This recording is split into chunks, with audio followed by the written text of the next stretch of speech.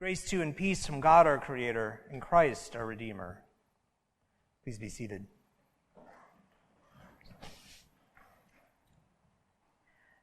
Everyone knew you couldn't trust a Samaritan. No one needed to ask why. They spoke with funny accents, after all, and those who knew of such things said that they spelled their words with too many letters. Others said that it was with too few letters. The old woman down the corner told stories whenever the topic came up of the brothers she once had who had been swindled out of money in a business deal years ago.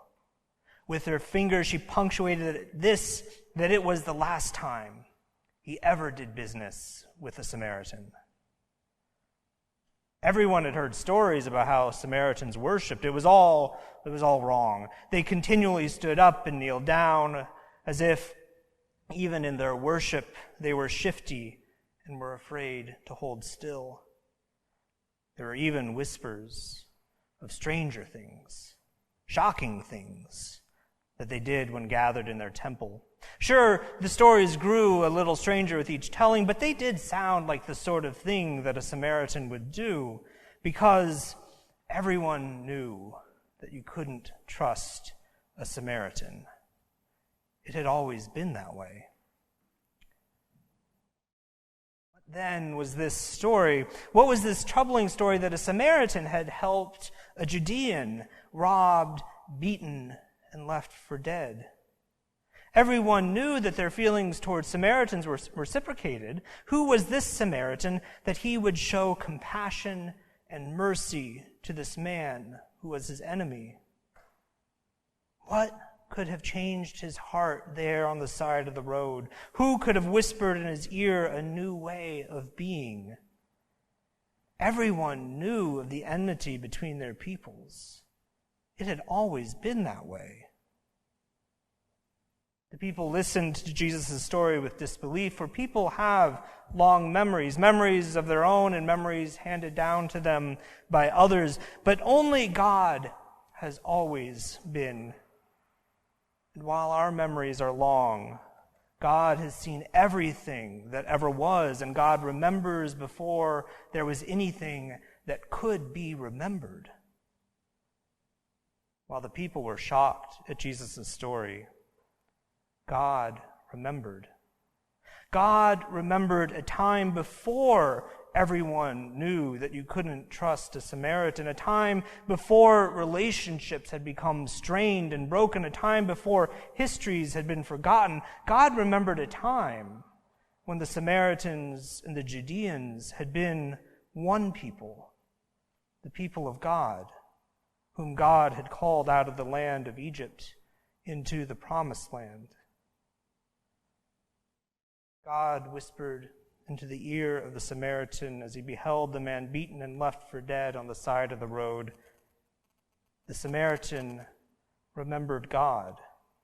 And the Samaritan remembered that God had blessed God's people so that they might be a blessing to the world. And the Samaritan chose mercy. My friends, our world feels overwhelming right now. All you have to do is turn on the news and see that we are beset by wars all over the globe, with the war of aggression in the Ukraine at the front of our minds, a war that we feel helpless to stop. Closer to home, we watch with disbelief the growing regressive politics and violent nationalism that we see to our south, and it fills us with dread to see it leaking into our own social and political discourse here in Canada.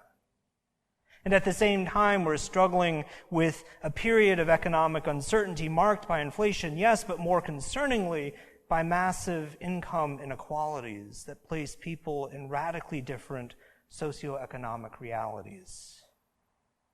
Sure, you can see it in the homelessness in our communities and the increasing difficulty that average people have affording housing in our city, but it's not just here in Vancouver. It touches communities all across our country. After all, in a land as great and prosperous as ours, we still have 29 communities suffering under long-term water advisories, for whom the very water of the earth itself is dangerous to life and health. And all of that, of course, is happening with the backdrop of the growing reality of climate change, which threatens not just our world, but our very home here in British Columbia, which was the cause of the death of over 600 people in our province last year alone, and saw the erasure of an entire town off the map.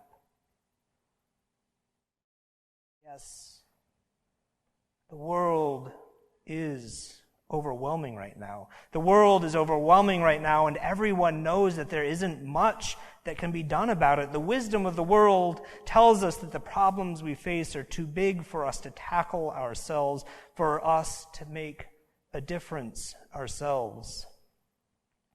Everyone knows that you are best off keeping your head down and looking after you and yours. This is just the way that it is. As best as anyone can remember, this is just the way it has always been. People have long memories, but our memories are limited by the shortness of our lives and by the prejudices of our hearts. And in the face of immense and intractable problems, in the face of deep traumas and buried pains, in the face of hatred and depression, we begin to believe that it is simply the way that it has always been.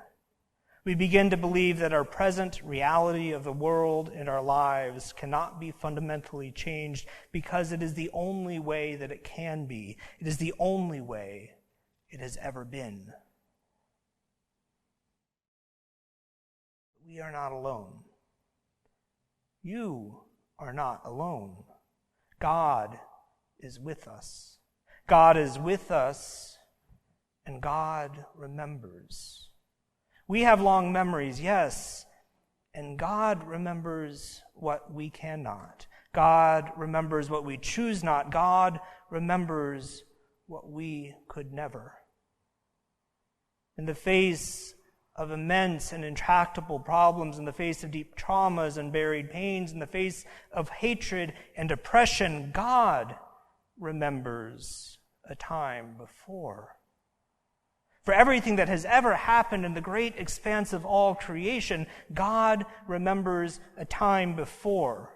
God remembers a time when it had not yet come to pass, because God remembers a time before the words of creation were even whispered.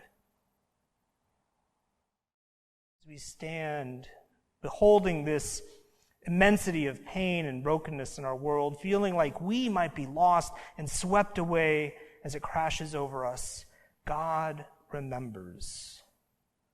God remembers everything that has ever been, and God leans in towards what might yet be. God leans in and whispers in our ear. God whispers that we might remember. Remember who we are. That we are the people of God, a people who God called across the great wilderness, a people who God restored time and again from war and exile, a people who God carried through drought and famine, a people who God led through the way of the cross itself, a people who God has blessed time and time again, that we might be a blessing to the whole of creation. Remember who you are. Never forget. Choose mercy.